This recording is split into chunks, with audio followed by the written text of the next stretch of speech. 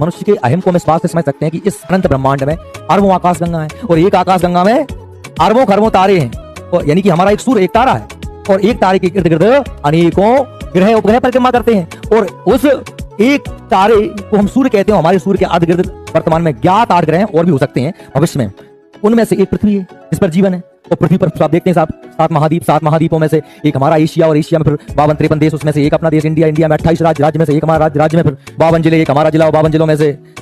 अशोकनगर, उसमें अशोकनगर में हमारी कॉलोनी, कॉलोनी हमारे घर, घर में बहुत से कमरे, कमरे में हम, और फिर हम एड़ जाते फिरते हैं कि हमको यदि वहां से कोई देखेगा तो हम दूरबीन से दिखाई नहीं देंगे। आपका अहम है कि आपका रूप, आपका रुतबा, आपका पैसा, आपका अहम सब यहीं ढेर हो जाएगा, आपकी सारी विज्ञान, आपकी टेक्नोलॉजी सब यहीं रह जाएगी। इसलिए उस ईश्वर से आगे कोई नहीं है। और वो ईश्वर क्या है? वो एक आप में विद्यमान चेतना है। ना आपके किसी मंदिर में ईश्वर है, ना आपके किसी मूर्ति में ईश्वर है, ना आपके किसी घर में ईश्वर है, ना कहीं ईश्वर कोई किसी ब्रह्मांड में बैठा हुआ है जो हमको सिखाया गया बचपन से कि ईश्वर के ऊपर बैठा हुआ है। ऐसा कोई कहीं ईश्वर नहीं है, ना ऐसा कोई ईश्वर मनुष्य के